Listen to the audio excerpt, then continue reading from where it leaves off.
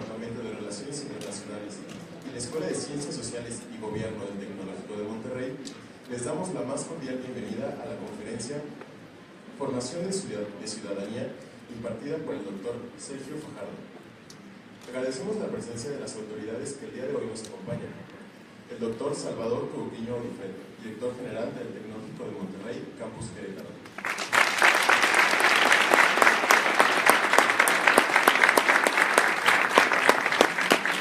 Doctor Héctor Morelos Borja, director general del Campus San Luis Potosí.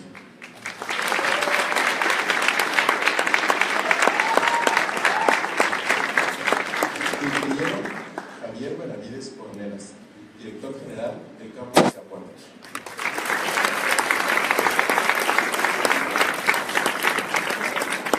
Maestro Casper Siborowski, maestro de la Licenciatura de Relaciones Internacionales y Transformación Social.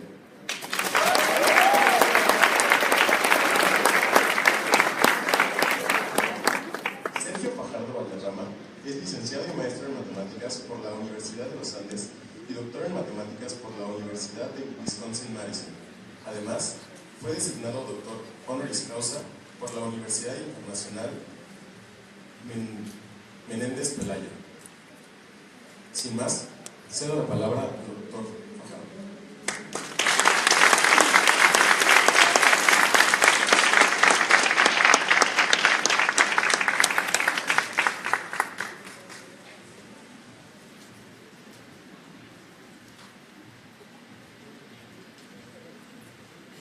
Muy buenas tardes.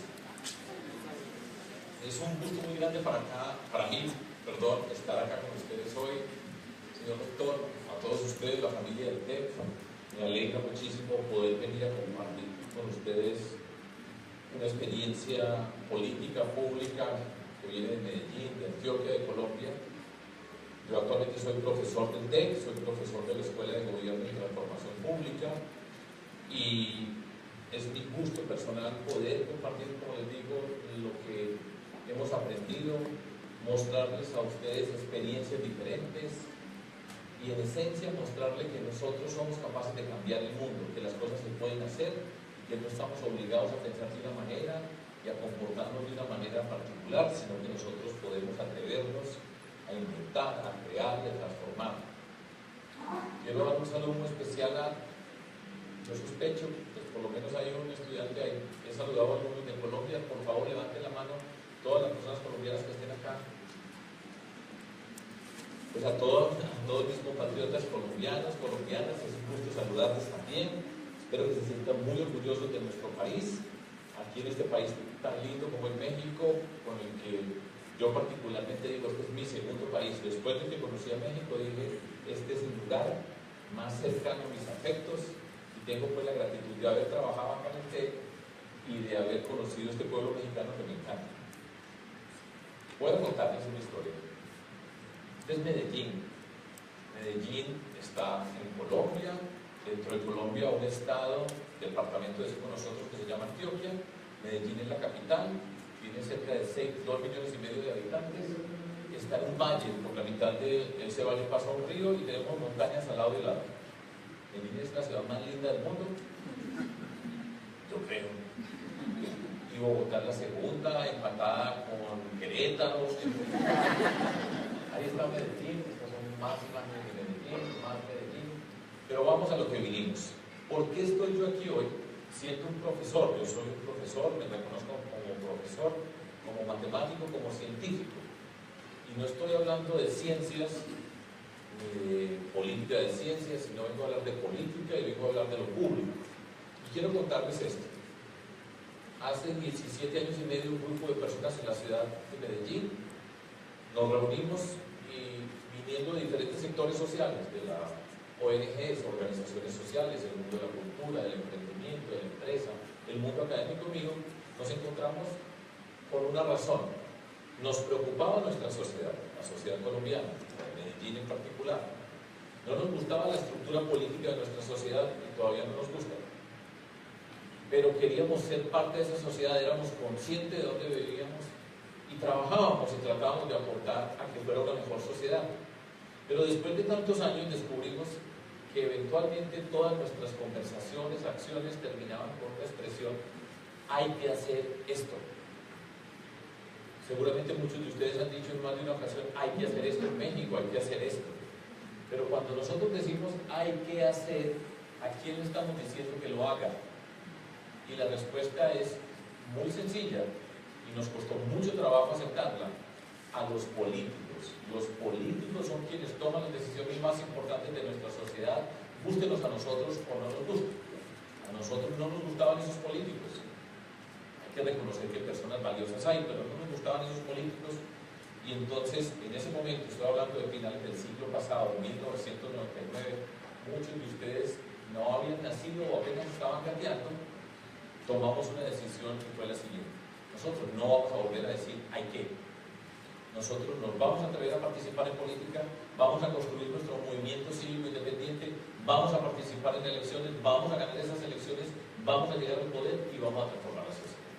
Esto fue hace 17 años y medio, arrancando de ceros en todo sentido político, y nos atrevimos. Y por esa decisión que tomamos en ese momento es que estoy yo aquí hoy conversando con ustedes.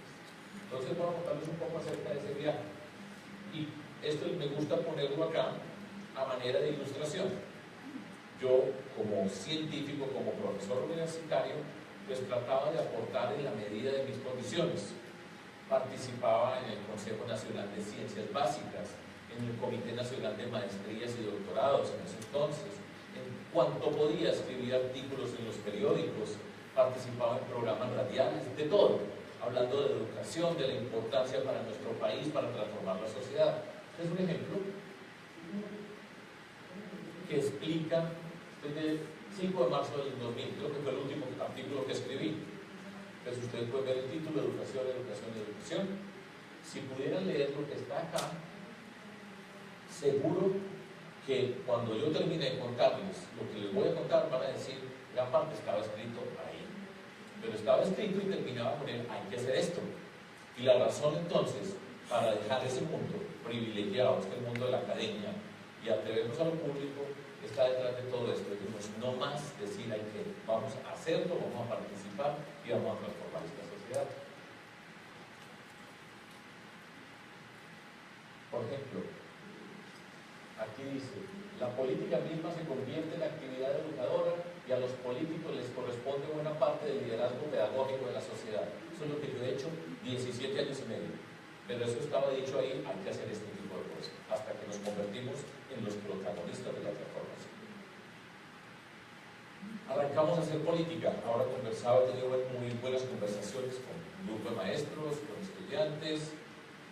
La pregunta fue: ¿cómo se hace política? Nosotros no pertenecíamos a la política, no. Yo particularmente nunca había militado en ningún partido político, siempre consciente políticamente. No era que no tuviera nada que ver con la política y de repente al otro día, hoy sí, sino por fuera de toda esa estructura. Y nos pusimos frente al reto de decir: bueno, ¿cómo vamos a hacer nosotros política en Medellín? 2,5 millones de habitantes, ustedes vieron las montañas al lado de un lado, las dificultades en términos geográficos, la dificultad de Medellín como ciudad que ha pasado por unas condiciones dramáticas de violencia, de destrucción. Y el reto que nos pusimos fue: tenemos que llegarle a todas las personas de la ciudad. ¿Y cómo llegamos? Muy sencilla la estrategia, no tuvimos que contratar a ningún asesor de mercadeo, de política.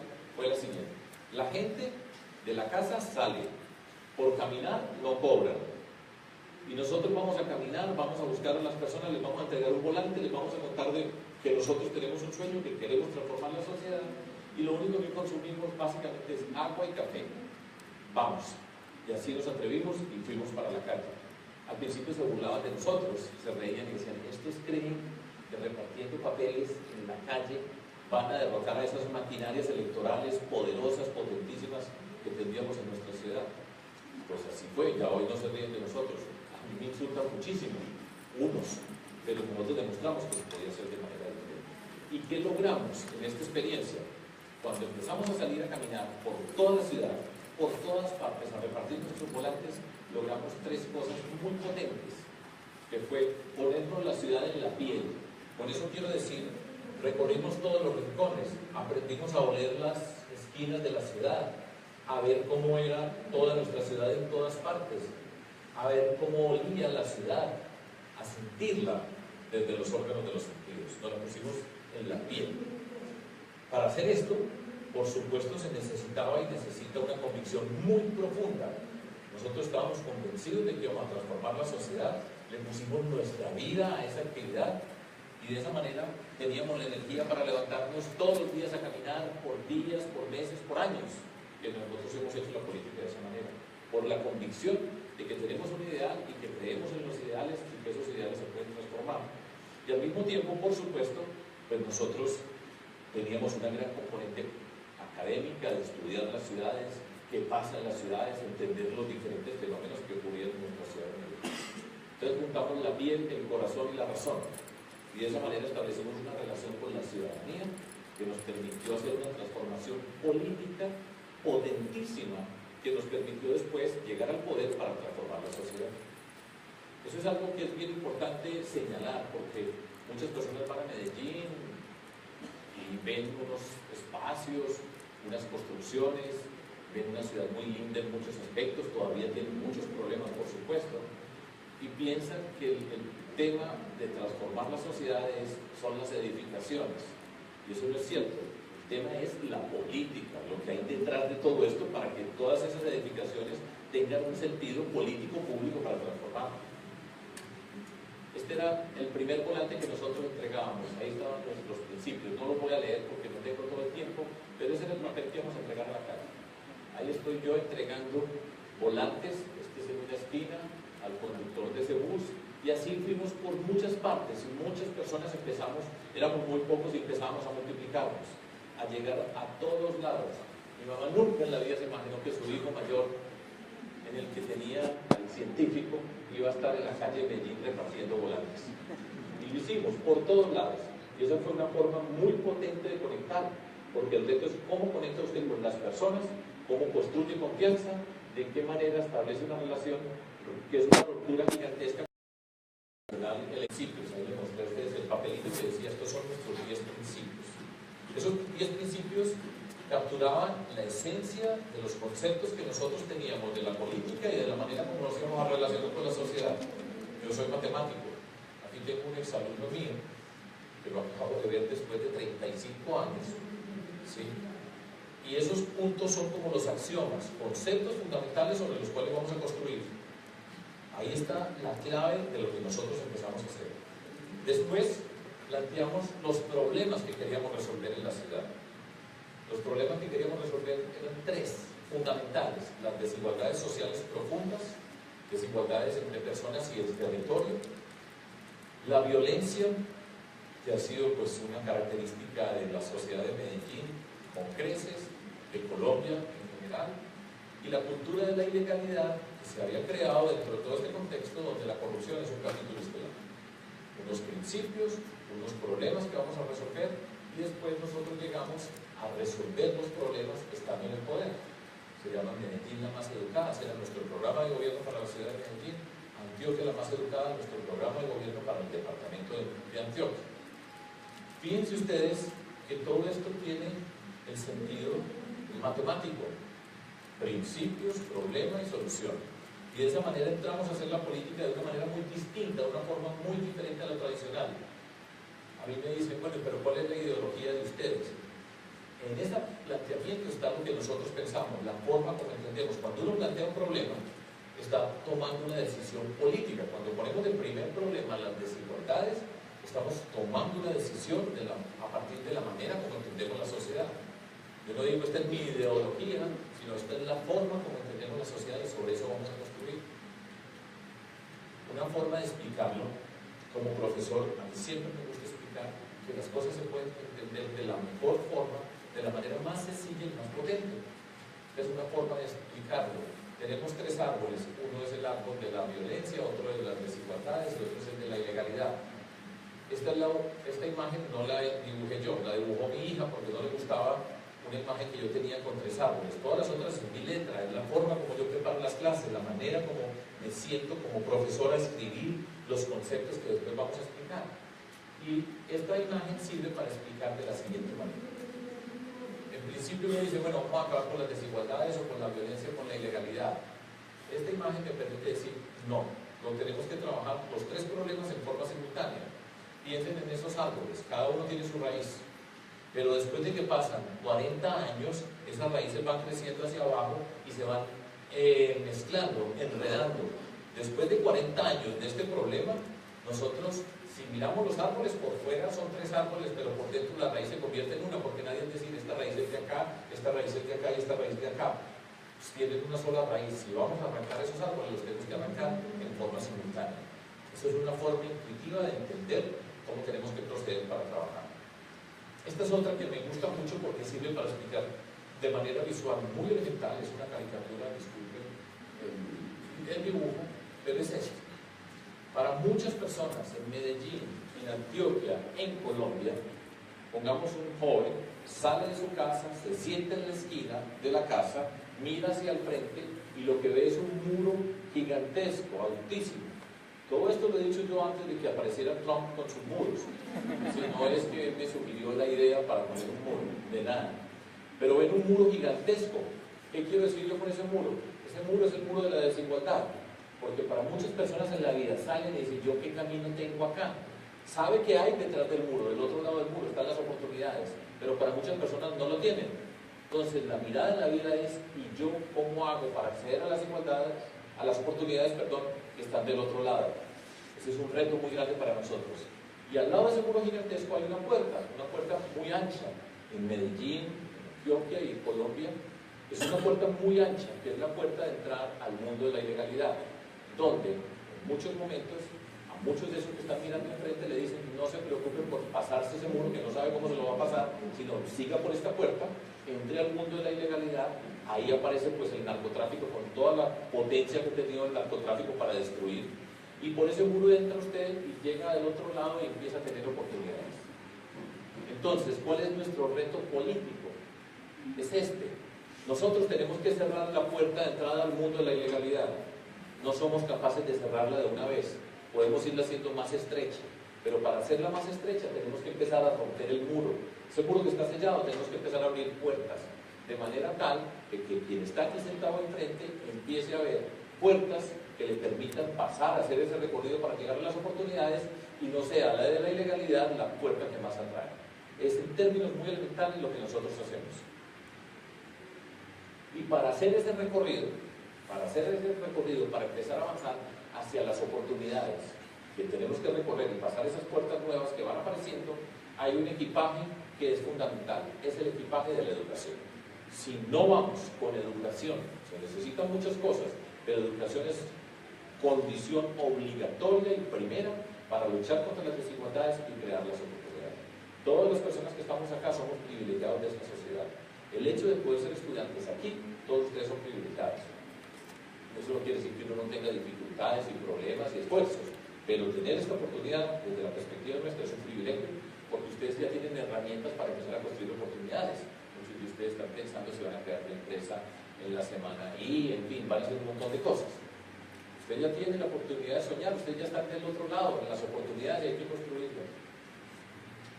Quiero resumir todo esto con este esquema fundamental. Habitualmente en política de estas cosas no se habla, sino que se viene a decir, yo hice todo esto, tal cosa, pero yo quiero que ustedes entiendan la esencia, unos conceptos fundamentales, porque aquí es donde está la razón poderosa de la transformación. Aquí simplifico al máximo todas las cosas. Tenemos 4 valores fundamentales: dignidad, respeto, reconocimiento, y siempre le apostamos a las capacidades de las personas y las comunidades. Es una forma de entender el mundo. En la dignidad nos hace iguales. Nosotros, desde la perspectiva de la dignidad, somos iguales, tenemos el mismo valor como seres humanos. Un principio: son los medios los que justifican el fin. Se entiende mejor haciendo la contraposición con la expresión conocida, el fin justifica los medios. El fin justifica los medios significa, con tal de obtener lo que usted quiere, haga lo que sea, pero llegue a donde tiene que llegar. La forma nuestra de relacionarnos con el mundo, entender la política, lo público, es la manera como nosotros llegamos al fin que nos proponemos, le da valor al fin, nos transformamos nosotros, y aquí es donde se da la transformación de la sociedad, en ese recorrido que estamos haciendo. No tiene nada de raro si miramos nuestra perspectiva del mundo de la educación. O sea, la educación es un proceso. Nosotros vamos dando pasos en una formación que queremos llegar a algún lugar que nos permite seguir avanzando. Para quienes hacen parte del mundo de la educación, es muy natural que sean los medios los que justifiquen el fin. Y finalmente, la riqueza que nosotros hemos construido en términos políticos se llama confianza. Esa es la riqueza más grande que puede haber. Nosotros, o con dinero, pueden comprar muchas cosas. A quien tiene precio se lo encuentran. Se pueden comprar votos, se pueden comprar líderes, se pueden comprar a muchas personas. Pero no hay ningún lugar en la tierra donde uno pueda comprar confianza. Eso no lo vende. La confianza es una construcción. Es una forma de... Y eso es precisamente lo que se obtiene avanzando en ese recorrido hacia donde nos proponemos ir. Y la fórmula es muy sencilla. ¿Cómo se construye la confianza? Con coherencia y consistencia. ¿Qué significa coherencia? Cada que damos un paso, no contradecimos los pasos anteriores. ¿Y consistencia qué significa? Que en cada paso que estamos dando siempre respetamos los principios que fijamos desde el comienzo. O sea, tenemos unos principios y van 17 años y medio donde hemos respetado esos principios que entregamos en la calle de Medellín cuando nadie daba un peso porque nosotros pudiéramos avanzar como hemos avanzado. Y los hemos respetado 17 años y medio. Eso lo que genera es confianza. Y esa es nuestra riqueza política y esa ha sido la razón por la cual nosotros hemos podido gobernar, porque nos hemos enfrentado a las maquinarias más potentes sin comprar un voto, sin pagarle a nadie. Eso nos ha permitido a nosotros construir y hacer una transformación. Les voy a hablar ahora un poco, para pasar a mirar unas imágenes y sobre esas imágenes explicarles algunos de los conceptos de la situación que nosotros estábamos viviendo, y esto sirve para entender bastante. Cuando uno tiene una condición de violencia, el poder de los violentos es el miedo al que nos someten. Cuando ustedes llevan 40 años o X número de años por cierto tiempo con la violencia encima, con los violentos encima, la comunidad se va fragmentando, se va cortando el tejido social, las relaciones entre las personas, cada quien se va encerrando, el miedo nos encierra, el miedo nos quita la dignidad, el miedo arrodilla a las personas, nos somete, y entonces nos vamos dividiendo, nos va desapareciendo la ciudadanía, las relaciones entre nosotros se van deteriorando, y al final de todo esto es sálvese quien pueda. Y nosotros no vinimos a este mundo para ver cómo nos salvamos, nosotros vinimos a ser parte de una sociedad. Para eso se habla de ciudadanía, nosotros somos ciudadanos, tenemos unos derechos, unas obligaciones, conflictos, lo que sea, pero la violencia lo que hace es somete a las personas y les quita su dignidad.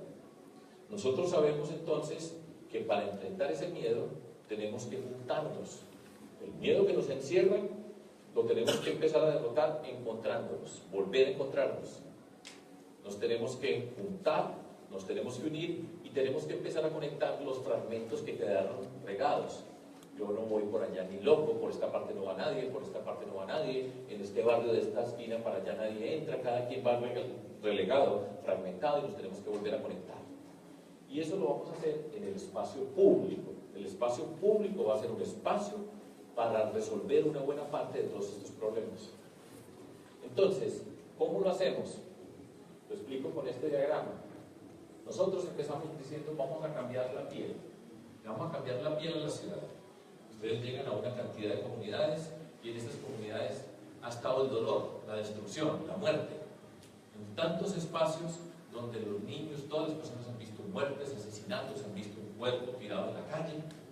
Medellín en un momento, en los 90, y eso ha mejorado sensiblemente y sigue mejorando, en un momento Medellín llegó a tener 390 homicidios por cada 100.000 habitantes.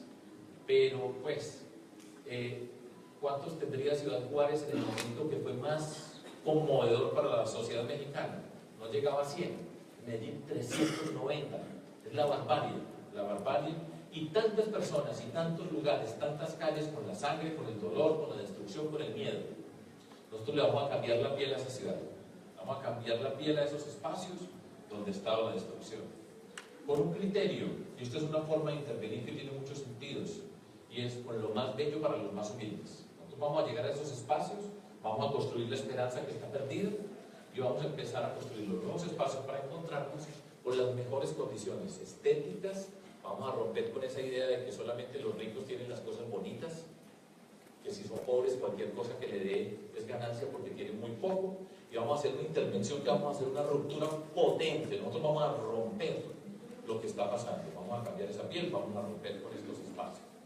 Toda intervención física que tengamos nosotros y que tuvimos nosotros está acompañada simultáneamente con una cantidad de programas sociales. Eso no es solamente construir un espacio, sino la forma como participa la comunidad, los programas sociales que acompañan esa transformación. Por eso nosotros hacemos de la educación, la ciencia, la tecnología, la innovación, el emprendimiento y la cultura, las expresiones sociales, donde vamos a esas comunidades para recuperar desde la dignidad, apostarle sus capacidades para hacer la transformación. Y en todo esto siempre está la comunidad participando desde el primer momento. Ahora comentaba con algunos de ustedes, muchas veces se ven las obras físicas y dicen, mire qué obra física, hagamos esto en nuestra comunidad. No va a resolver el problema. El problema no va a ser que haga unos parques biblioteca o haga parques, etc. A nadie le hace daño hacerle un parque biblioteca. Yo por eso siempre quedo tranquilo. Que si hace un colegio, no ha habido ningún lugar en el planeta que hacer un colegio haga daño a nadie. Pero la transformación tiene que ver cómo participa la comunidad desde el comienzo. Los medios son los que justifican el fin. No es yo hago esto y les digo, vengan a lo que les hice, vengan a lo que les vamos a dar. No, cómo participan desde el comienzo en todo el proceso de construcción. Lo de los medios justifican el fin es muy potente y eso hace que las comunidades estén empoderadas, que la gente se vaya transformando. Nosotros necesitamos una transformación cultural de la ciudadanía y es ahí participando dentro de todo eso que se va dando la transformación. Cuando ven que se puede construir, cuando se puede transformar, cuando se puede participar en las transformaciones, se enriquece la sociedad y nos enriquecemos nosotros. Y mucho de esto requiere, desde el punto de vista de la gestión pública, lo más difícil de todo, y es hacer proyectos integrales. Habitualmente, cuando uno está estudiando, hace proyectos integrales. Perfecto, eso es muy fácil decirlo. Y eso quiere decir que ponga todo lo que se tiene que ver con una condición, ponga todos los elementos en forma simultánea, intégrenlos todos para resolver el problema. Perfecta solución, hágalo. Ponga a trabajar juntos a más de 2 personas o 2 secretarías, y eso requiere un liderazgo, requiere unas condiciones muy especiales para hacer la transformación. Me voy a saltar esta, a pesar de que está de moda en Colombia, es el tema del momento, pero bueno, no me la debo saltar.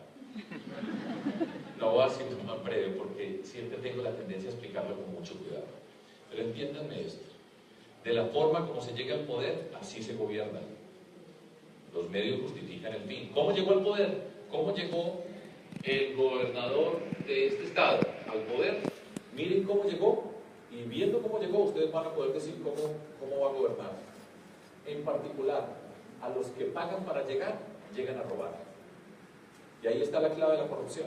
La clave de la corrupción es, miren cómo se hace la política, cómo negocian para llegar al poder, porque después de que negocian, pagaron para llegar, invirtieron en la campaña, después cuando llegan al poder van a recuperar la inversión, van a multiplicar su riqueza y se van a robar la plata de la comunidad. ¿Y qué es lo que se roban los corruptos? Las oportunidades de las personas más humildes siempre. Así de sencillo y de cortico. Entonces, son 2 caminos, no es que sea un poquitico de este o algo. Nosotros no pagamos un peso por un voto, nosotros no negociamos con nadie, estoy hablando de 17 años, y digo, ni uno, dentro de todo esto, para llegar al poder. Y cuando nosotros llegamos al poder, no le debemos nada a nadie. Y si no le debemos nada a nadie, no tenemos que llegar a repartir lo público, sino vamos a trabajar por la ciudadanía. Y cuando trabajamos por la ciudadanía, nosotros la riqueza pública la multiplicamos, pero no para nosotros, sino para la comunidad. Esa es la diferencia, a grandes rasgos. Por un camino se construye una sociedad donde se puede hablar de méritos, se puede hablar de oportunidades, se puede hablar de esperanza, se puede hablar de confianza. Y por la otra, puestos, contratos, porcentajes, impunidad que necesitan para que no los vayan a capturar. Dentro de todo eso, y se construye una sociedad de la desconfianza, del irrespeto, donde las personas están sometidas y dicen, esto no se puede. Piensen muy bien acerca de México en este momento. Yo voy a decir algo, yo soy muy cuidadoso con México, yo no soy mexicano y no tengo por qué estar hablando, pero a mí me mandaban el otro día y me mostraban un pequeño video que decía cuántos gobernadores están en la cárcel, van para la cárcel. Así, ¿cómo puede ser? ¿Que hubo México? Eso no puede ser, una sociedad, ¿por qué? ¿A cuenta de qué todos estos funcionarios multimillonarios con todo lo que están haciendo? Y esas son las personas que los van a gobernar a ustedes. Se tiene que romper con eso. voy para Medellín, este es un edificio emblemático de la ciudad, de hecho en este momento está cerrado, estamos en una discusión porque esa obra tuvo unas fallas y estaba en una discusión permanente acerca de ese Parque Biblioteca España. Pueden ver un video donde yo explico qué ha pasado. Allá está, en esa comunidad, ahí construimos un parque biblioteca. Miren el ambiente, va a ser reconstruido. En ese espacio nosotros construimos un parque biblioteca. Un parque biblioteca es un sitio donde está la cultura, la ciencia, la tecnología. Para esas comunidades aparece el espacio que representa la capacidad que tienen. Este es en otro espacio de la ciudad, de la Comuna 13, un lugar que fue conocido por la violencia en tantas formas. Y nosotros llegamos a ese espacio con muchas cosas, pero en particular lo que representa los espacios físicos que nos permiten encontrarnos. Que los jóvenes de esa comunidad pueden volver a ir a este espacio. Y en ese espacio vamos por una cantidad de programas que permiten desarrollar las capacidades. Este es otro en otra parte de la ciudad. Este es otro en otra parte de la ciudad, allá arriba, ahí está. Este es otro en otra parte de la ciudad. ¿Qué hicimos nosotros? 5 parques bibliotecas, ese es el concepto, que son ubicados estratégicamente. ¿Por qué están allá? Nosotros sabemos cuáles son las condiciones sociales, cuáles son los indicadores de violencia, de necesidades básicas en cada una de esas comunidades. Y llegábamos con este espacio, allá donde no se hablaba sino de muertos, nosotros llegábamos con una construcción que representa la capacidad de las personas. Y es lo más lindo. Entonces hay un orgullo, es un respeto, es un reconocimiento, es la dignidad de la comunidad y la posibilidad de transformación. En ese espacio se transforma. Todo eso va con programas donde está participando la gente en cada uno de estos lugares. Este es un colegio en Medellín, barrio, no sé si alguien conoce acá, barrio Boyacá, Las Brisas, zona noroccidental de la ciudad de Medellín. Ese es ese colegio. Ahí hay un señor al lado cuidando el árbol. Y ese es el colegio. Ese colegio quedó así. ¿Por qué quedó así? Porque nosotros estábamos en poder. Porque nosotros tomamos la decisión. Eso no fue que a mí me dijeron el presidente de la República, a Fajardo, abra este colegio allá. Pues nosotros sabemos qué pasa en esa comunidad, cuáles son las condiciones sociales, qué ha pasado, y escogemos una intervención para hacer la transformación. Tenemos que ir haciendo la transformación de la comunidad. Empezamos la transformación física, nos presenta el símbolo, no es cualquier símbolo, es la escuela. Tumbamos los muros, hacemos un edificio lindísimo a toda esa comunidad, a todos esos niños que han tenido miedo, que cuántas veces tuvieron que dejar de ir a clase porque estaban en violencia en su barrio. Está este lugar tan extraordinario. Como la mamá dice, qué orgullo, mire para dónde va mi hijo hoy. No va a un lugar cualquiera, sino a un sitio lindísimo. Cómo llegan los maestros a ese espacio a trabajar en un sitio lindísimo, donde no tienen que envidiarle nada a los más ricos de la sociedad. Ese es un mensaje simbólico, potente, físico, de dignidad, de calidad, acompañado por el programa de mejoramiento de las maestras, maestros y las comunidades que vamos construyendo. Pero en ese barrio, allá pasó algo extraordinario, no fueron los muertos, fue en la escuela que se convirtió en el sitio de orgullo de toda la gente. Así se cambian las sociedades. De esa manera, la gente va cambiando su mentalidad haciendo otro. Quedó así. Este es un espacio, aquí está muy elegante porque ahí había unas canchas de tenis. Por ahí, por esa calle no pasaba un alma hacia allá de la ciudad, hacia el norte. Y ahí había un lote donde guardaban carros. Ahí está el Parque de la Ciencia. Nosotros construimos el Parque Explora, el Parque de la Ciencia y la Tecnología. Sirve para conectar una ciudad que hacia el sur, hasta ahí llegaba la mayoría de la gente, hacia el norte no se atrevía casi nadie. Ese punto se convierte en un punto nodo de conexión de la ciudad, para conectarla, para pegarla. ¿Y con qué la estamos conectando? Con el Parque de la Ciencia. Yo me siento muy orgulloso cada que veo esta foto, porque yo soy un científico y siempre me soñé que nosotros en Medellín tuviéramos un parque de la ciencia y de la tecnología, y ahí está, y está lindísimo, y allá llegan de todas las condiciones sociales, no los ricos privilegiados que teníamos acceso a la mejor educación en ciencias. Es un sitio de encuentro de la ciudad, es un sitio para visitantes. Todo el que va a Medellín va al Parque de la Ciencia, y va a un Parque de la Ciencia que es lindísimo. Aprendimos del museo de acá, ¿cómo se llama? Papalote. Nos comunicamos con muchas personas, etcétera, y construimos un sitio extraordinario en ese lugar de la ciencia. Y hacemos una intervención urbana, un paseo urbano que conecta la ciudad desde un sitio al sur hacia el norte.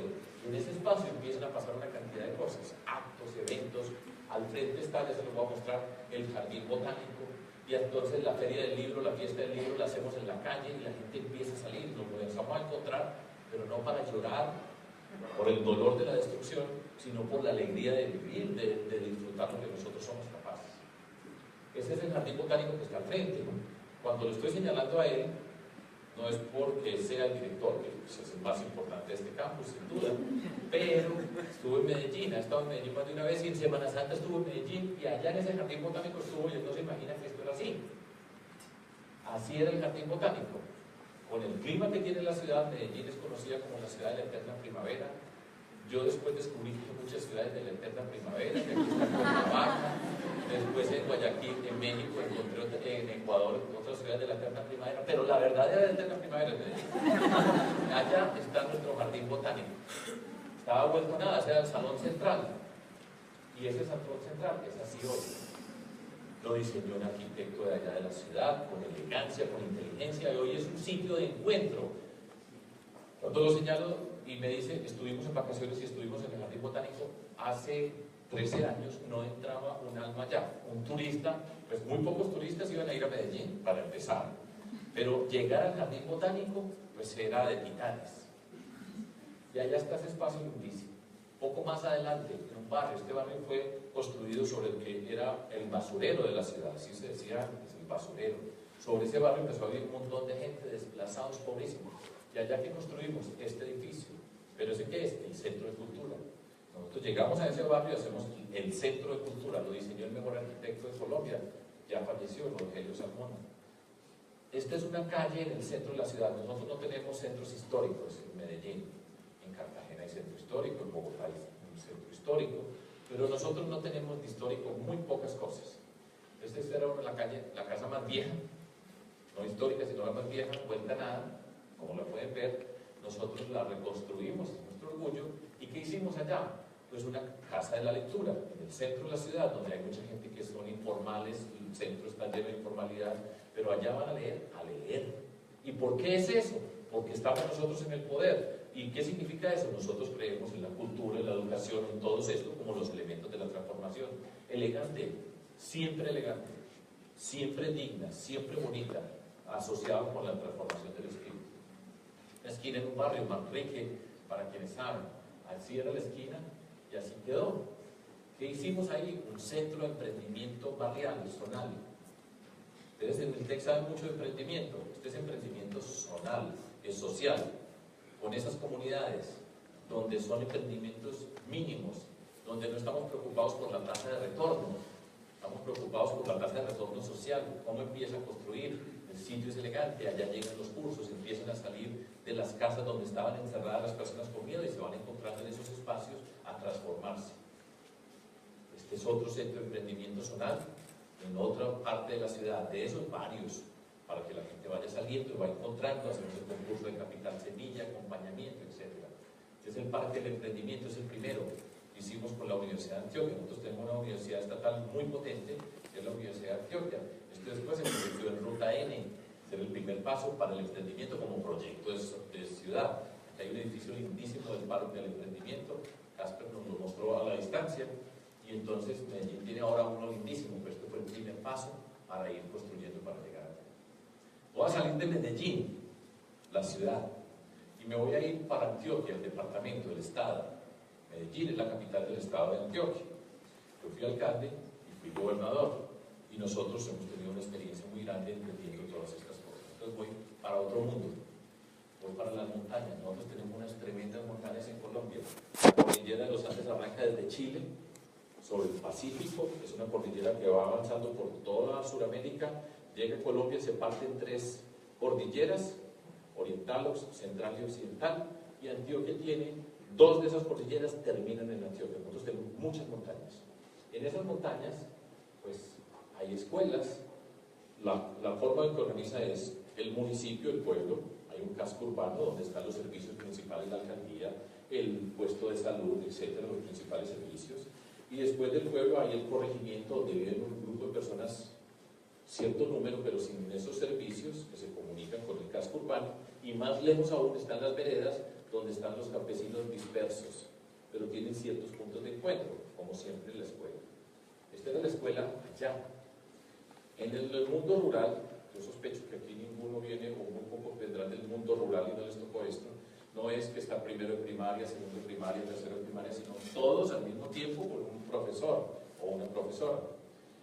Ubicados, allá están los de este pueblo, de Estoy hablando del corregimiento de la vereda del Tostado, en el municipio de Tulia, en el suroeste de Antioquia. Así era el salón. Y así es hoy esa escuelita. Y ahí está la comunidad, esos son los chiquitos que vienen de las veredas, de esos campesinos que están por ahí. Este es el lugar, allá están la maestra y el maestro. La maestra y el maestro viven ahí, no tienen la posibilidad de vengo acá y me voy para mi casa ahora. Ese es el lugar donde viven. Cambiamos totalmente la construcción, es el sitio de encuentro de todas las comunidades campesinas. Las juntas de acción comunal allá se reúnen y se convierte en el centro de la comunidad, pero es la escuela, y la hacemos elegante. Aquí ven ustedes estos muchachitos, pues, así somos nosotros en Colombia. Nosotros somos un pueblo mestizo de todos los colores, un poquito más oscuros, un poquito más claros, la mezcla que somos nosotros, como puede ser en muchas partes de América Latina. Y ahí está. ¿Por qué se hizo eso? Porque nosotros estábamos en el poder. Porque nosotros tenemos esa forma de entender la transformación, porque nosotros no decimos hay que hacer, como decía yo allá en ese artículo, hay que hacer de la escuela el eje fundamental, sino llegamos al poder y lo vamos a hacer y lo estamos haciendo, y para eso nos metimos a la política, para tomar las decisiones, para transformar la sociedad. Esta era una escuela, así era, así quedó. Voy pasándoles, ya les expliqué el concepto, así son imágenes, así va, así era, así queda, así era, miren esta, así queda. Siempre bonito, siempre elegante. En la escuela van a pasar las mejores cosas, desde el programa de alimentación escolar para los niños y las niñas. Para muchos niños, niñas en Colombia, la alimentación que reciben en la escuela es la mejor alimentación, o algunos la única alimentación en el día. Seguimos por las montañas, vamos para otra parte. Voy para un pueblo, a ver quién ha oído acá o ha ido a este pueblo. Aquí hay algunos antioqueños. ¿Quién ha ido a Peque? Nadie ha ido aquí a Peque. Tranquilo que cuando yo hago la misma pregunta en Colombia, pues nadie ha ido a Peque. Yo no había ido a Peque hasta que fui gobernador, por muchas razones. Miren montañas, ¿quieren montañas? Esos son montañas. Y miren dónde queda Peque. Entre esas montañas, en ese pedacito. En Peque dicen que ellos son la verdadera capital de la montaña. Esa sí es la capital de la montaña. Nuestros antepasados, los españoles llegaron a América y en particular a Colombia, como llegaron acá a México, a Colombia a buscar oro.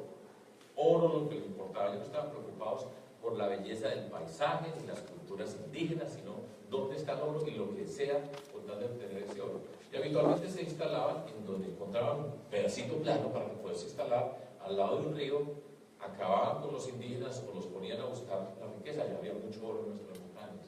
Ese es Peque visto desde arriba, ese es el casco urbano que les decía. Estas son las vías de Peque. Esto se llaman caminos de herradura o vías terciarias. Nosotros hicimos un gran trabajo sobre eso. La gente se comunica con sus mulas. Aquí es una fiesta en Peque. Es un pueblo extraordinario. Yo nunca había ido, repito, la primera vez que fui como gobernador en el año 2012.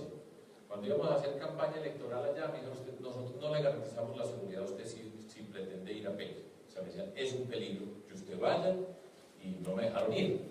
En principio, pues cuidado. Allá está Peque, esos son los montañeros en las montañas. Muchas de esas personas nunca salen de esas montañas, pero el mundo ha cambiado. Y allá arriba, en la mano derecha, en la parte de la esquina superior derecha, está un joven, como ustedes, de este momento de Peque, pero dice, yo soy un montañero digital. Tiene su caballo, su mula, tiene el carriel, pero tiene celular, tiene computadores, tiene chips, y dice, ya soy digital. Y ese es el mundo que se va a encontrar. Allá teníamos este espacio, y en los pueblos, en lugar de construir un parque biblioteca, un parque de la ciencia, un centro de la cultura, un jardín botánico, todas esas actividades, un centro de emprendimiento, eso se puede hacer en Medellín, 2,5 millones de habitantes regados por toda esta parte. Este pueblo tiene 10,000 habitantes. Entonces nosotros hicimos los parques educativos, un lugar donde recogíamos todas esas actividades.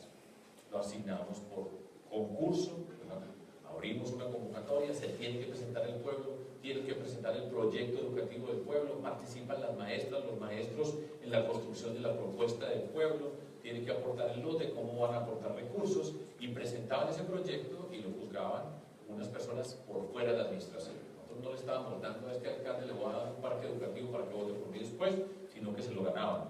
Mérito, oportunidades. Entonces este era como el primer proyecto donde todo el pueblo estaba participando para ver si se ganaban algo juntos. Eso es muy potente. Pues estos en Peque se ganaron ese parque educativo y es este. Lindísimo, nuevo, diferente, es un sitio único. Se lo ganaron. No fue que lo regaló Fajardo, sino que se lo ganaron ellos por su trabajo. Esta es una imagen que yo he mostrado yo no sé cuántas veces y la voy a seguir mostrando y siempre me da mucha emoción contarles a ustedes qué significa. Ahí están bailando ballet en Peque, Antioquia. En esas montañas, ballet, muy difícil. Cuando yo veo esto, pues yo tengo una hija que cuando era así una niñita de 4 años, la pusimos en clases de ballet, privilegiada, o sea, mandar a ballet como parte de su formación. Pues desde ese día hasta el día de hoy ya es una mujer, le ha encantado el ballet. Entonces yo recuerdo cuando yo asistía, cuando la primera vez que fuimos a llevar a la niña, a la hija, a clases de ballet, esperarla muchas veces mientras que terminaba sus clases. Yo era profesor, salía de la universidad, me podía ir a sentar allá, estudiaba, pensaba, y allá estaba mi hija, y después nos íbamos para la casa.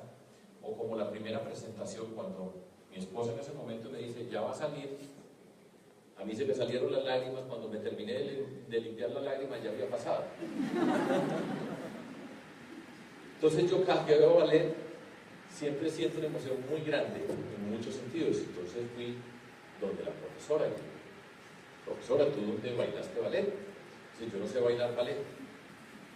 Digo, y entonces, ¿cómo estás haciendo en Peque, enseñando ballet aquí, con sus truzas, con todas sus indumentarias? Digo, no, por internet. Bueno, hasta luego, allá seguí, vi un ratito la clase, fui impresionado. Hace 3 meses estaba yo en una universidad en otra parte del departamento de Antioquia, en otro municipio lejos de Peque, y estaba explicando eso, estaba contando esta historia y una mujer me levantaba la mano. Y dije, no, ya casi termino, déjenme terminar para las preguntas después. Me dijo, no, yo la veía que me levanta y le tiene que hablar. Yo no sé qué le pasa, pero yo no la dejo hablar. Y la dejé hablar. Y dice, doctor, ¿usted no se acuerda de mí? No, yo no me acuerdo. Yo era la directora del parque educativo de Peque. Ay, qué pena, directora, pues yo la dejé entre esas montañas para saber que está usted hoy. Yo no me acuerdo, qué vergüenza. Me dijo, no, es que yo le quiero complementar. Entonces empezó a explicar y me dijo, esa muchacha que está allá, cuando dice internet, ella se puso a buscar en YouTube, en todas las cosas posibles, y ella diseñó un curso con todo lo que aprendió, y preparó ese curso, y se preparó ella, y está dictando el curso. Yo no sé si hoy bailan ballet en Peque, pero ella lo hizo. Y no solamente es doctor, sino que ella estudió psicología, pero estudió psicología por internet. O sea, esa mujer estudió y ella era capaz desde esas montañas de hacer todo esto. Y no solo eso, sino que hoy ella tiene una beca para maestría en esta universidad, no estaba ahí, y ella tiene una beca. Y yo siempre cuento eso porque es un ejemplo de lo que nosotros somos capaces. No tengo la menor duda que en cualquier rincón de México donde ustedes vayan hay gente extraordinaria que es capaz de hacer cosas extraordinarias y nosotros no le tenemos que envidiar nada a nadie en el planeta. Nosotros tenemos las capacidades, pero nos tenemos que dar las oportunidades. Este es un testimonio de las cosas que pueden hacer las personas maravillosas. Voy a una parte que es dolorosa, a esta parte que les voy a mostrar a continuación. Y es dolorosa y la recuerdo, fíjense cómo es la vida. Aquí hubo una masacre en México que todavía no está resuelta, y yo espero que la resuelvan, que se llama Ayotzinapa. Ya asesinaron a 43 estudiantes de educación, de la normal de educación. Todavía no sabemos qué fue lo que pasó, todavía no hay una solución clara en México acerca de qué ocurrió allá, de acuerdo a lo que yo he leído y le he puesto atención. ¿Por qué hago yo alusión a Ayotzinapa cuando estoy mostrando este centro social en un corregimiento de un municipio de Antioquia que se llama Turbo? Ese corregimiento se llama Pueblo Bello, porque en ese pedazo por allá lejos un señor que tenía una finca por ahí cerca, un rancho como dicen ustedes, y le robaron 43 vacas y él dijo que había sido gente de Pueblo Bello y dijo, por cada vaca que me robaron tienen que matar a uno en Pueblo Bello, y asesinaron a 43 personas, el mismo número, 43 personas en una masacre, y no les voy a dar los detalles de cómo fue ese asesinato. Eso es parte de la violencia que nosotros hemos vivido. Era un jefe paramilitar que se llamaba Carlos Castaño para los colombianos, Ese señor mandó a matar a 43 personas porque él decía que le habían robado unas vacas a él. Eso es parte del dolor. Allá llegamos, a ese lugar llegamos y trabajamos con las víctimas, todos víctimas en ese pueblito, en ese pequeño lugar. Y parte de nuestro trabajo fue: vamos a construir un espacio nuevo que nos permite encontrarnos. Pues este fue el que construimos, se llama Remanso de Paz, así lo puso la comunidad. Muy pobres, muy pobres. Y así fue este lugar que empezamos a construir, bonito, elegante, como parte del proceso de reparación a las víctimas. Colombia está llena de víctimas de estos delitos que hemos tenido. Ahí hay otra imagen de la construcción. Y lo primero que hay en esa construcción es el muro de la memoria. Esto fue lo que hizo la comunidad. Y la manera como lo hicieron fue en una tela blanca, cosieron con colores y poniendo un mensaje para el hijo, la hija desaparecida o muerta. Y están sus nombres ahí. Ese es un campesino muy humilde que está buscando a su familiar que tiene que estar puesto ahí porque lo perdió. Eso es parte de lo que nos ha tocado a nosotros como dolor. Y pasando al salón siguiente, aparece entonces la comunidad que empieza a trabajar. Entonces ya pasamos del dolor y empezamos a ver los nuevos proyectos productivos, a construir con la comunidad un camino de Colombia. Eso es parte de la historia de Colombia. Voy para la selva y ya voy a terminar. Voy a la selva. Esto es otra parte de Antioquia. Colombia tiene la segunda biodiversidad en el planeta. La riqueza que nosotros tenemos como país con respecto a los recursos naturales, el agua y lo que tenemos es extraordinario. No la hemos disfrutado, no la hemos desarrollado porque nos hemos pasado una buena parte de nuestro tiempo con guerras y violencias por todos estos espacios. Este es un río, para quienes conocen, es el río Atrato. De un lado está un departamento, Chocó, a la izquierda, y del lado derecho está el departamento de Antioquia, dos estados separados por este río. Este es el lugar donde más llueve en el mundo. Esto es la selva. Allá pues, está la riqueza de la selva, la riqueza del agua y la pobreza más tremenda. Al lado de ese río, ahí sobre la ribera del río, está un pueblo en el departamento de Antioquia que se llama Vigía del Puerto, uno de los dos municipios más pobres del departamento de Antioquia. Antioquia, el departamento donde yo vengo, es tal vez el departamento más potente en Colombia. Y dentro de ese departamento más potente pues está también esta pobreza tremenda que nosotros tenemos. Ese pueblito pues tiene cerca de 4.000 habitantes, un montón de gente vivía dentro de la selva, 92% afro, negros, 6% indígenas y 2% mestizos. Pobreza total. Allá no hay carretera para llegar, solo se puede llegar por el río. Un viaje por el río en una lancha es costosísimo. Y allá está la comunidad. Así es el pueblito. Vigía del Puerto. Yo nunca en mi vida había ido a Vigía del Puerto antes de ser gobernador, ya después fui 6 veces a Vigía del Puerto. Esa es la puerta de entrada a Vigía del Puerto, ese es el puerto, sobre el río donde la gente saca sus productos.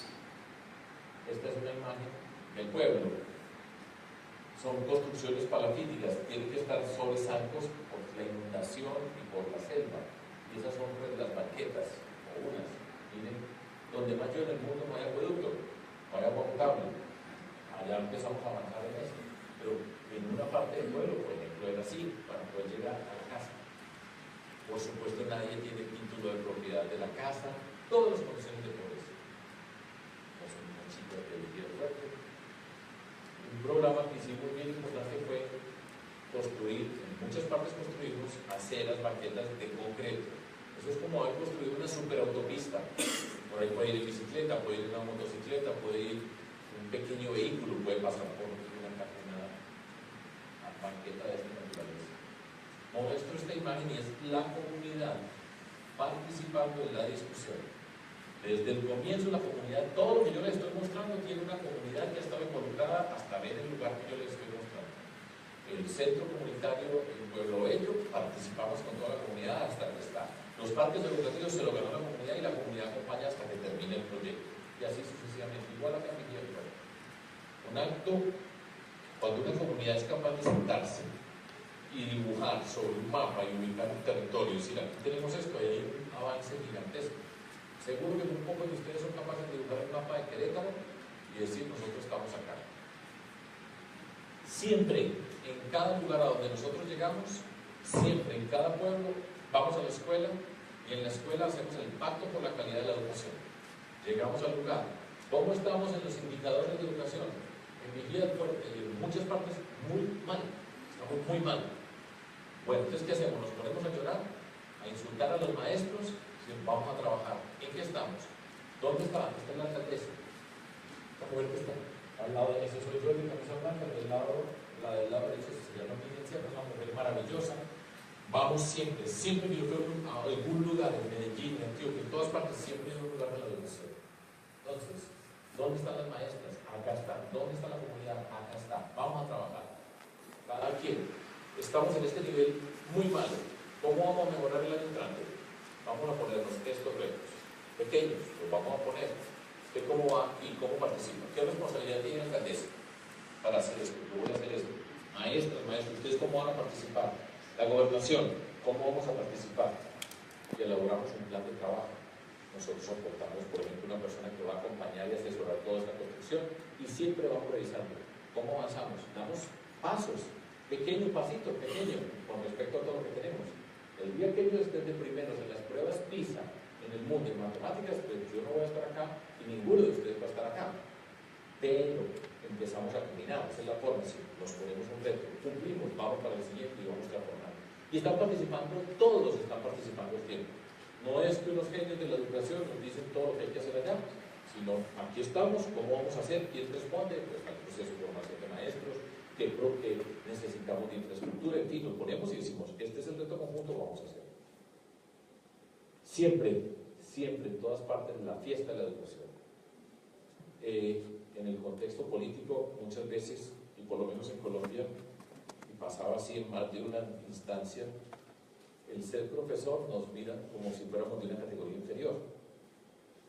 Por ejemplo, cuando yo fui a ser candidato a la alcaldía de Medellín, entonces yo era, a mí me decían profesor, pero no era por destacarme, que este señor tan importante de esta sociedad, es un doctorado en matemáticas, miren qué inteligencia tan grande la que tenemos aquí, no, un profesor.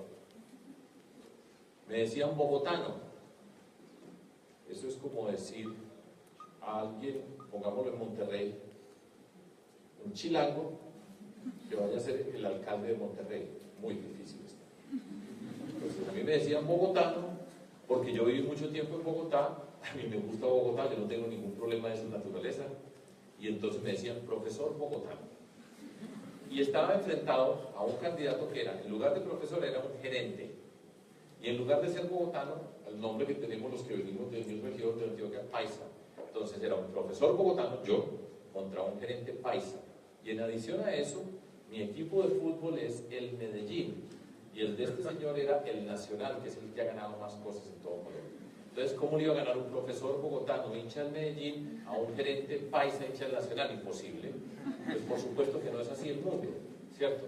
Pero nos utilizaban siempre diciéndonos profesor, como para decirle a la gente, este es un profesor y yo soy un gerente.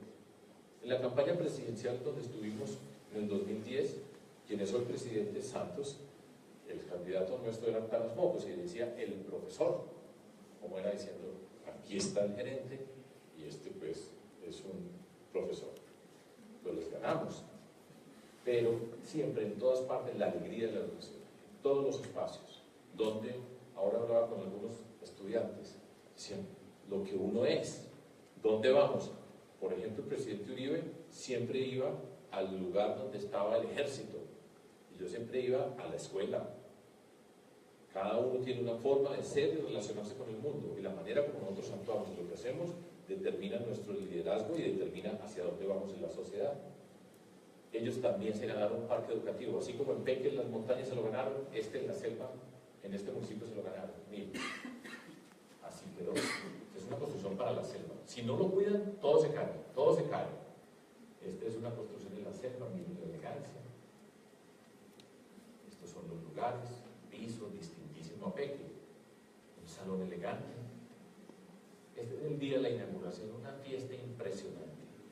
Le pusieron un nombre, Saberes Ancestrales. Yo nunca hubiera puesto ese nombre, no se me hubiera ocurrido. Pero es que tiene que ver mucho con algo, aquí en México es muy poco, aquí hay muy poca población afro-negros en México. Pero nosotros en Colombia tenemos mucha población. Y ustedes recuerden que hace parte de la barbarie más grande que ha tenido la historia de la humanidad. Los afros, los negros, no estaban aquí en este continente nuestro. Nosotros estábamos acá los indígenas. Pero ellos venían del África, en el África, los capturaban en el África, les ponían unas cadenas, los metían en unos barcos, los traían a nuestra tierra para que hicieran el trabajo y los vendían como petos a los esclavos. Eso es barbarie. Todos estos son testimonios de esa barbarie y eso no se ha terminado de borrar y siempre tiene unas raíces que siempre están recordando. Entonces ahí está esa población afro en esa fiesta el día de la inauguración del parque educativo que se había ganado. Ahí están las comunidades, cómo empiezan a utilizar los computadores, reuniones de todo tipo, nos estamos encontrando. Este es algo bien bonito. Para cualquier cosa que a ustedes les duela, allá tienen una hierba que les resuelve el problema. Y ese es un saber que transmite, pero la forma como lo transmite son las abuelas, a los nietos y a las nietas. Y ahí estamos, este soy yo el de acá, que está de la espalda, y estamos en una clase con las abuelas explicándole a los nietos y a las nietas el significado de cada planta, qué significa. Allá, como les dije, hay un 6% que son indígenas, que eran de allá. La relación entre indígenas y negros, afros, no era natural, es que los afros llegaron allá, ellos no estaban allá, los indígenas estaban allá. Los afros viven al lado del río y los indígenas adentro de la selva. Y la forma como se educan es cada 2 meses vienen a pasar 15 días en el pueblo, en la escuela. Esta es la escuela, institución educativa en Verá a trato medio, ahí dice eso en ese letrero. Y ahí estaba la escuela, ya llegan de todos los lugares, de los diques y lagos y caminos que hay en el agua de la selva y los llevan a ese lugar para que estudien 15 días, cada 2 meses. Pues ahí era donde estaban estudiando. Hoy están estudiando acá. ¿Por qué? Porque nosotros estábamos gobernando. Eso no fue obligación y me dijeron, mire, tenga la plata para que haga esto. Estos son nuestros recursos. Trabajamos con unas empresas que nos apoyaron en todo esto y es muy distinto pasar de esto a esto. Y así es el lugar por dentro, es otra cosa totalmente distinta. Y ahí está nuestra comunidad indígena. Son los afros, los indígenas, que han sido las comunidades más golpeadas, más discriminadas en nuestra sociedad. Pues ahí están, y nosotros siempre reivindicándonos desde la educación, desde las capacidades para hacer todo eso. Yo creo que termino acá. Muchísimas gracias.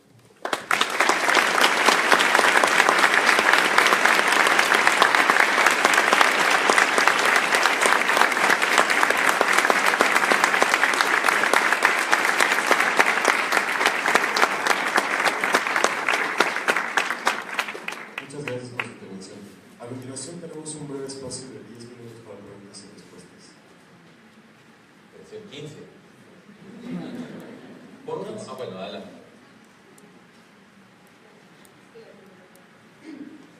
Actualmente se da un debate en América Latina acerca de la legalización de las drogas.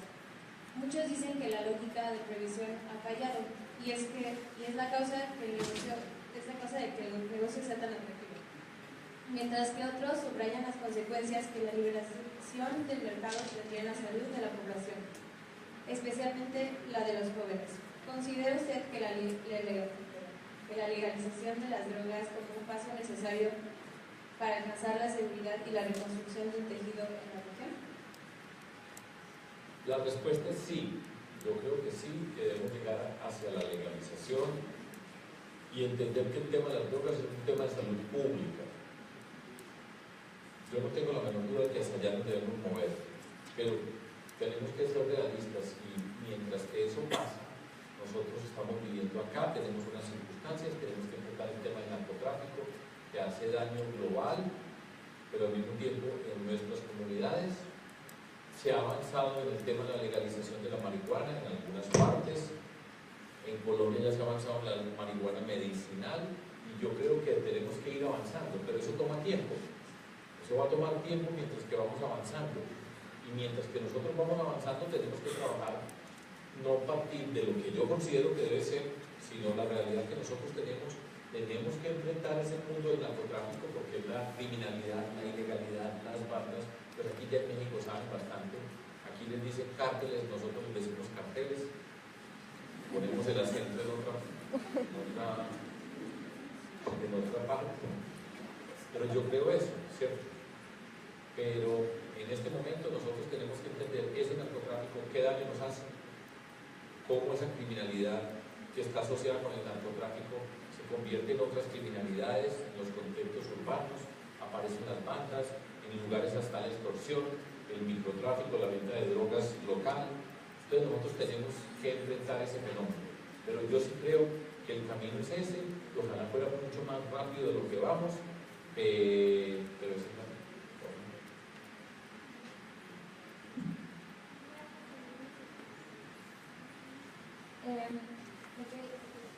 ¿Está acá? ¿Y tu nombre? Me llamo Karen Andrade y bueno, a mí me interesan mucho estos temas de innovación social y me llamó mucho la atención como mencionaba que el miedo nos quitaba la dignidad y como las ganas de juntarnos. Y pues para mí ha sido bastante revelador ver como estos casos de economía colaborativa. Entonces quisiera saber si tienen algún ejemplo en Colombia de algún proyecto que se haya desarrollado en torno no solo a espacios, sino a economía colaborativa. Claro que sí, y de emprendimiento. Yo les mostré los centros de emprendimiento zonales, los CEDESOS. El CEDESO es el edificio, pero lo que ocurre allí es lo siguiente. Hay muchas instituciones en México, debe ser así también, que tienen programas de microcrédito. Microcrédito para las personas más humildes, más pobres, con emprendimientos muy primarios, muy precarios en muchos sentidos. En muchas de estas comunidades llegan con programas de microcrédito, la gente necesita recursos. Entonces, nosotros lo que hicimos fue, a todos los que tenían programas de microcrédito les dijimos, venga, nos juntamos, y formamos la red de microcrédito. Y nos pusimos una tarea, entonces, no cada uno va a ir con su microcrédito de puerta en puerta, sino que miramos el territorio, qué bondades tiene una y otra institución, organizamos el programa, la red de microcrédito, como si le llega a alguien a pedir un crédito a usted, lo puede dirigir a otro si no corresponde con su objeto. Tenemos el espacio, allá están los programas de capacitación, hacemos el concurso de Capital Semilla. El concurso de Capital Semilla consiste en lo siguiente: vamos a premiar unos emprendimientos, unos proyectos de emprendimiento que presentan estas comunidades. Pero teníamos una pequeña condición, y es, para poderse presentar al concurso, tienen que tomar un pequeño concurso de emprendimiento, que por supuesto es gratuito. Entonces, tantas personas tomaban el curso de emprendimiento, que lo hacíamos con los de la red de microcrédito, que tenían el conocimiento en estos espacios. Todos tomaban el curso, pues ganaban algunos, pero ya habíamos logrado que todos hubieran pasado por un proceso de formalización de la educación e iban a seguir independientemente que ganaran o no, pero podían acceder a microcréditos. Esa es una forma de llegar a una cantidad de comunidades. Allá no había ni bancarización, allá no había pues un banco ni un cajero automático, existía en un lugar de estos. Y fuimos llegando y llevando de esa manera. Esa es una forma de mirar un proyecto de economía solidaria dentro de ese contexto. Hola, yo soy Sebastián, soy de Cali y quisiera saber, luego del referendo del acuerdo con las FARC, el país queda evidentemente dividido. ¿Cómo cree usted que se recupera una sociedad luego de esto? El país quedó dividido, Sebastián, de Cali, que es casi tan bonita como Medellín. Hay muchas personas amigas en Cali, es como Medellín, 2,5 millones de habitantes. Hemos pasado por situaciones de violencia grandísimas, siempre entre comillas hemos competido Medellín y Cali en fútbol, de todo. Y en la violencia estaba el cartel de Medellín, el cartel de Cali. Nosotros hemos visto la destrucción teniendo la riqueza en nuestras ciudades. Eso pues para presentarles a Sebastián de Cali. La novia de Casper es de Cali. Yo no sé quién es, la novia de Casper, ¿quién es la novia de Casper acá? Bueno, la novia de Casper, él me contó que tenía una novia colombiana que era de Cali y estuvo en Cali. No, tranquila. Vive acá desde los 16 años. Tengo toda la información. Y es otra cosa. Lo que quiero decir es lo siguiente: nuestro país quedó dividido y es una fatalidad. Se hizo un proceso de paz con un grupo guerrillero, el grupo más importante, más de 50 años con la violencia en Colombia. Y cuando se fue a hacer una votación para apoyar el proceso de paz, ganó el no. Por muy pocos votos, pero ganó el no, por una condición adicional: el 65% no participó. Visto desde fuera, quedamos como uno de esos ejemplos, como el Brexit, como el triunfo de Trump en los Estados Unidos y el no en Colombia, de algo que todo el mundo pensaba que no podía hacer y pasó. Y eso es un costo altísimo, porque el país quedó dividido.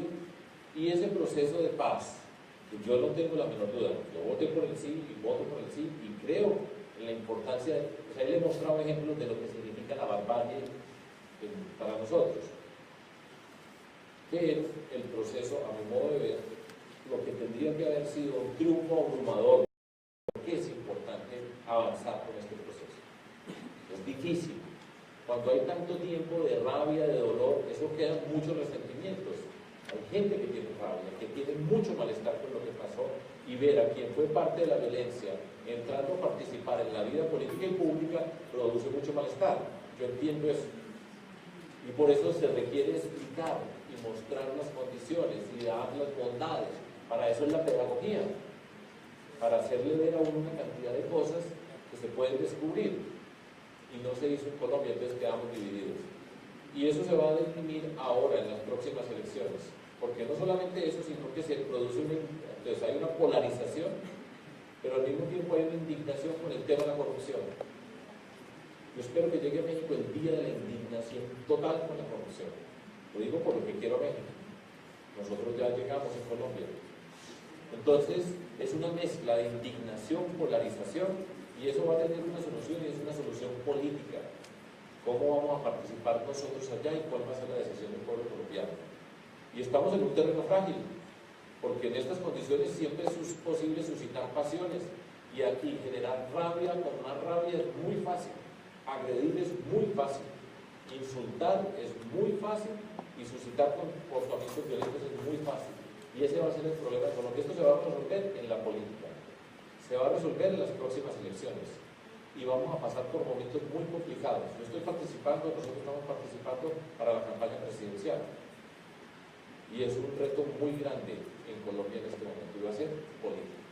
¿Qué tan capaces somos nosotros? ¿Quiénes vamos a ser los líderes y qué liderazgo vamos a tener para poder llevar el país y sanar todas esas heridas y avanzar? Está por verse. O caemos en la rabia y quedamos polarizados, o somos capaces de buscar una alternativa diferente para ir superando el problema. Vamos a ver, Sebastián, por qué va a votar. Siguiente. ¿Qué tal, profesor Pájaro? Buenas tardes. Mi nombre es Alexander Villada, soy de Armenia, judío. Otro colombiano. Llevo aquí ya unos 10 años. Quisiera hacerle dos preguntas, una relacionada con la educación en Colombia y otra relacionada con su estrategia política. Hace 10 años yo migré a México buscando oportunidades de hacer un posgrado, que en Colombia es bastante complicado hacer un posgrado sin una beca. Y a eso yo me pregunto, ¿cómo es el futuro de la ciencia y la tecnología en Colombia con la poca inversión que se hace en cuestión de ciencia y tecnología y cosas de posgrado? Y la segunda pregunta que tiene que ver con tu campaña es, con todo lo que mostraste ahora, que es un trabajo muy, muy importante de atender a las comunidades más desfavorecidas del país, más necesitadas. Desafortunadamente, cuando vemos campañas políticas de otras personas que hacen políticas, se enfocan más a regiones que son más pobladas y donde pueden asegurar un mayor número de votos, ¿no? Entonces, toda su campaña va como enfocada a eso. Finalmente, bueno, terminan ganando que sus programas no sean del peso de los programas que se ha podido desarrollar. Entonces, ¿cómo sería su campaña? ¿Cómo sería el enfoque de su gran político? Okay.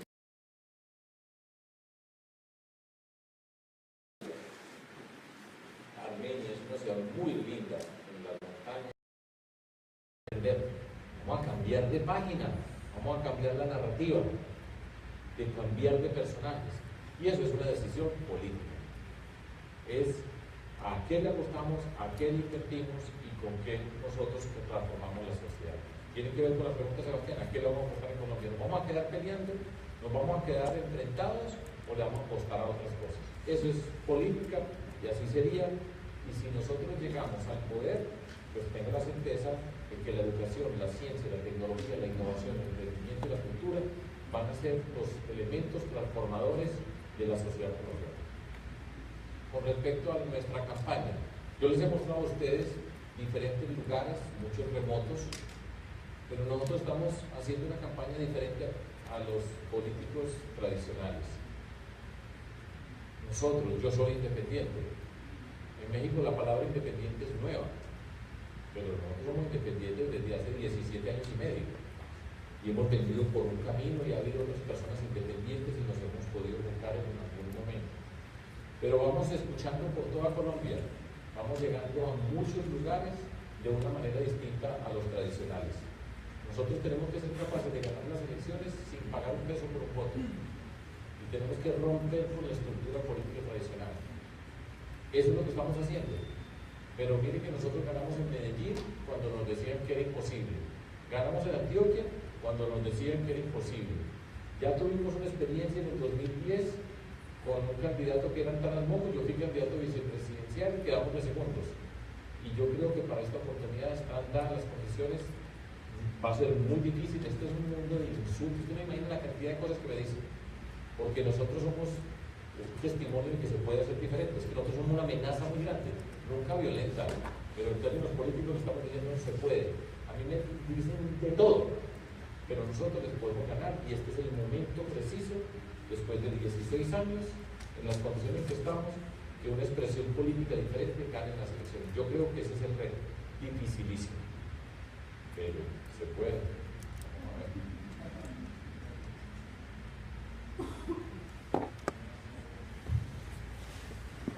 Buenas tardes, doctor Juan Pablo. Muchas gracias por su conferencia. Mi nombre es Adrián Sánchez y durante toda su charla creo que es un ejemplo perfecto de gobernanza.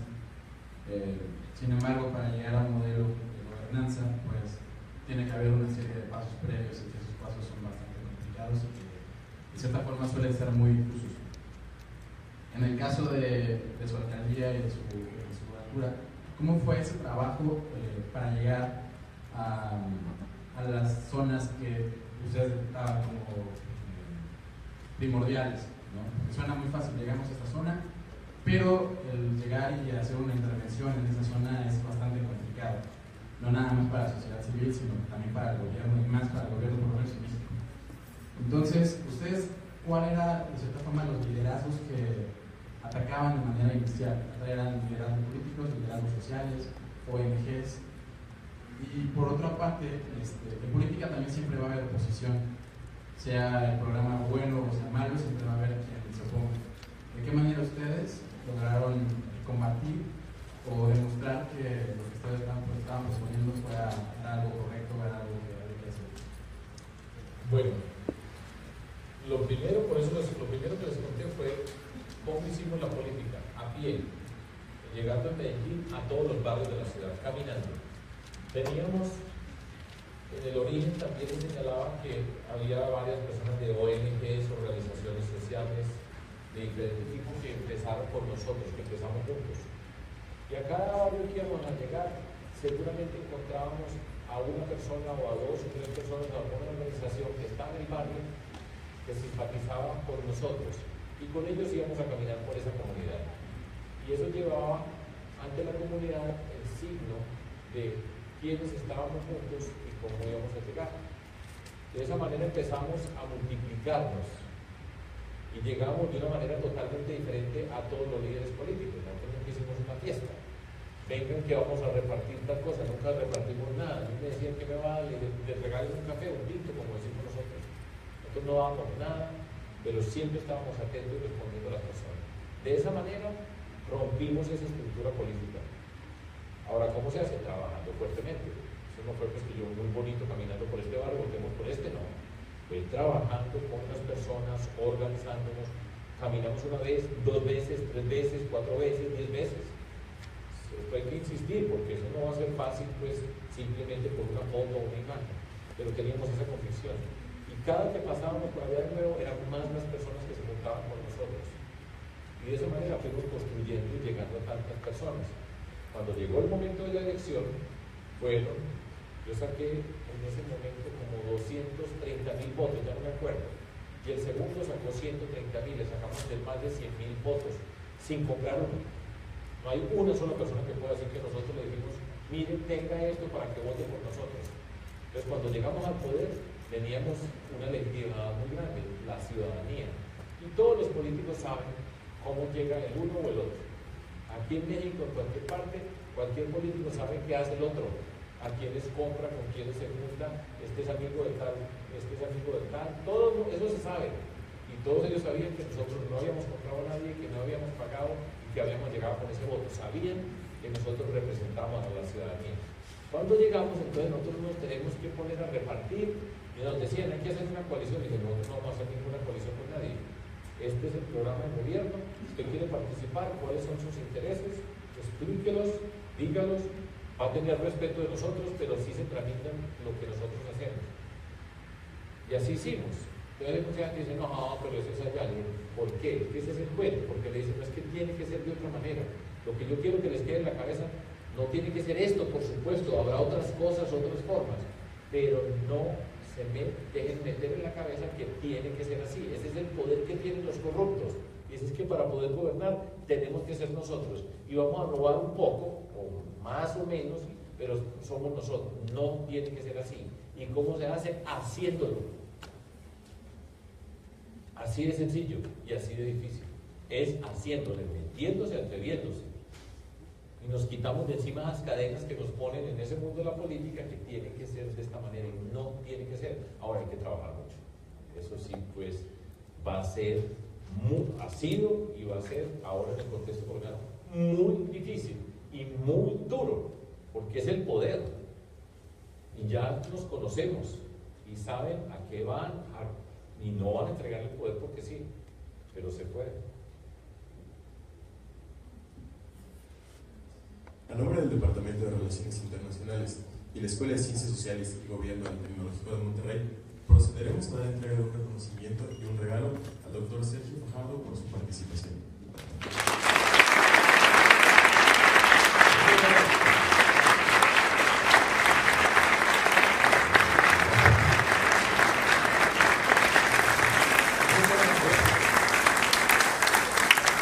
Una vez más, agradecemos a todos ustedes por su presencia. Muy buenas tardes.